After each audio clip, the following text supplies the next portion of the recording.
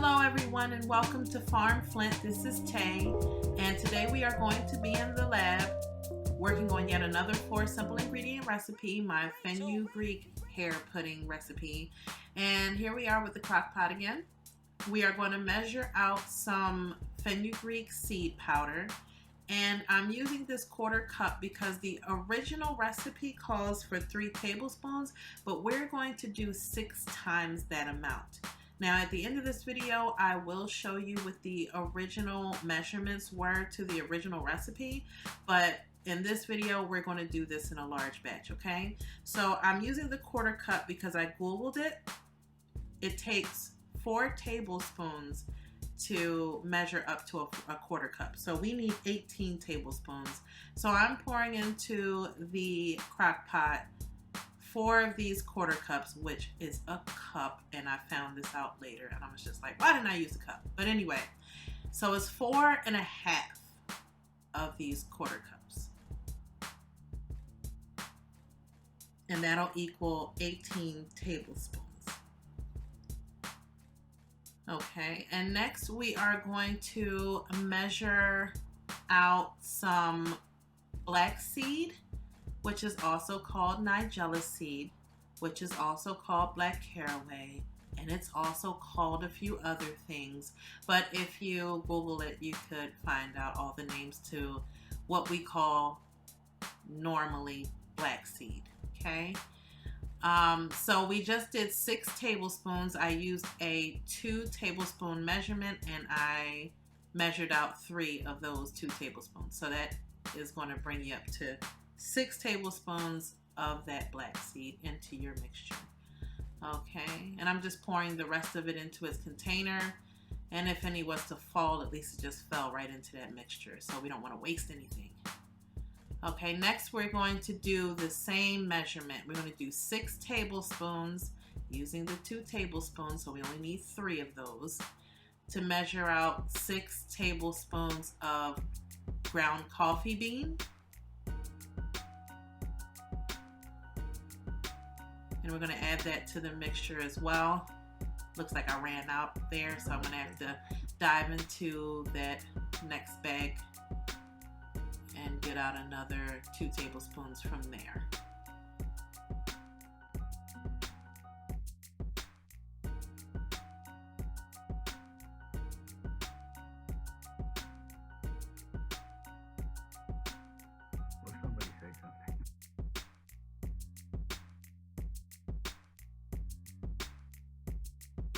Okay, now that you have all 3 of your dry ingredients in the pot, you want to stir them and get them all acquainted with one another before you add your water.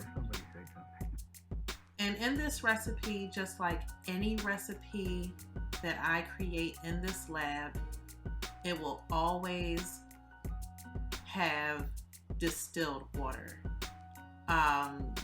In any application that I use where there's water, it's always going to be distilled. It will never be anything else. Okay? And that's because you want the water to be influenced by the ingredients that you have in the pot and not the other way around. Other waters like spring water or even your tap water have elements in there that can definitely ruin your recipe. Okay, you might not think so, but it does. You know, I don't want any impurities in my recipes. So I just work with distilled water. It has nothing in it, just water, H2O. And once you get all the water in there, you know, I use my trusty tool, my chopstick, to stir it around. And once it's all incorporated and all the ingredients have been mixed into the water, I'm going to cover the crock pot with the lid, and I'm going to give it about 10 or 15 minutes on low And I'm going to check back, and I should have to stir it by then. With the fenugreek pudding, should have increased in volume, and it did. Oh my gosh, it's so thick. Okay, I need both of our hands to get this stir in motion, but you can't feel it, nor can you really see that underneath it was just like a mound that was fusing together down there, and it can't stay like that. So you have to stir it like every 10-15 minutes. And you basically want to have this going for about a half an hour. Now it's been on low, and I mean, you can smell it. It smells like brewed coffee. It smells really good. I'm going to put it on just keep warm right now. Keep warm is technically low, so I'm just going to turn it off. Because unlike the flax gel, the flax seed is whole, and so the innards kind of slowly come out. With the fenugreek pudding, because all of the seeds have been grounded, that you don't have to cook it as long. So I turn the heat off, and what I'm going to do, same with the flax seed. And mind you, this has been going on for about 10 minutes. It hasn't been long at all. But I did preheat it so that the contents would get pretty warm pretty quickly. And it did. You know what? It's not as warm, so I'm going to go ahead and leave it in the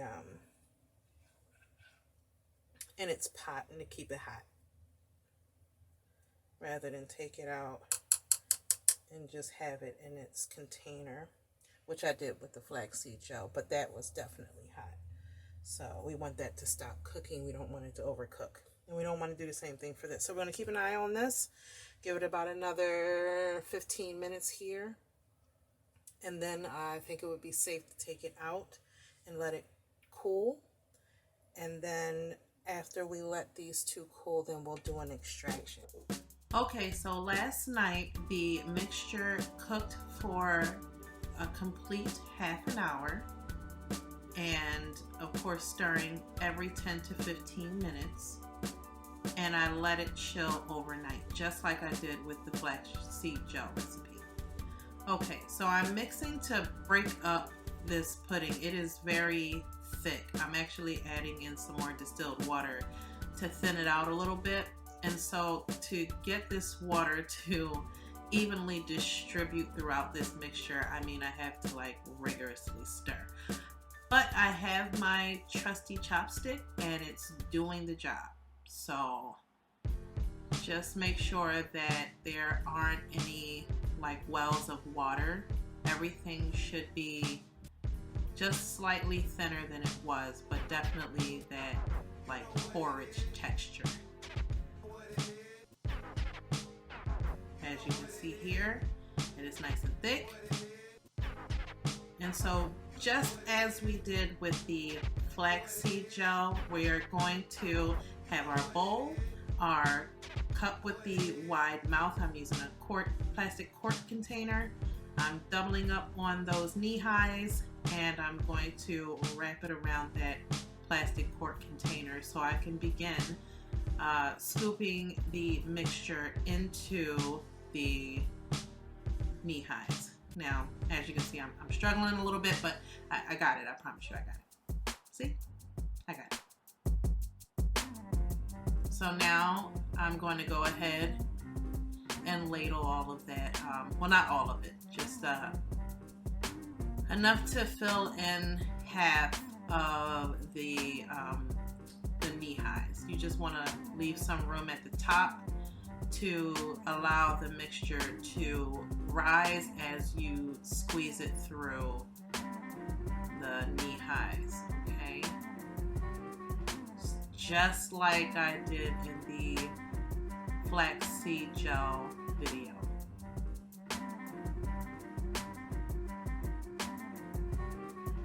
Now I know it looks kind of crazy, but that's okay. That's what you want to see there, okay? It means you're doing it right. I know what it looks like. It smells wonderful, okay? So don't let it discourage you by sight. It smells good. It's gonna feel really good on your hair. Trust me when I tell you, this is like the best product I have ever created. I kind of got the idea from Curly Proverbs. She's a vlogger who has the most beautiful head of locks. It looks like a darn lion's mane. It's ridiculous. And so she used fenugreek, but she soaked the fenugreek seeds in oil, and it extracted the nutrients into the oil. But so I just went about it kind of flaxseed gel kind of style, and eventually came up with this recipe that I really love it. So as you can see, I extracted all of the pudding. Look at it. It looks like chocolate, but at least you can look at it differently now, right? So underneath it is just it's measuring the weight, and I was doing this for a specific project, so ignore that. Just make sure you get your pudding in a container. And as you see, I'm not using a funnel this time. The mouth of this container is wide enough, making it much more stable, more stable. I corrected myself, and allowing me to get all that pudding in there. So I'm going to go ahead and pop a lid on this thing. I'm going to, of course, date, because I am going to refrigerate this. You definitely want to refrigerate this. If you're not going to use it in the next couple of weeks, then go ahead and throw it in the freezer, but still make sure you date it.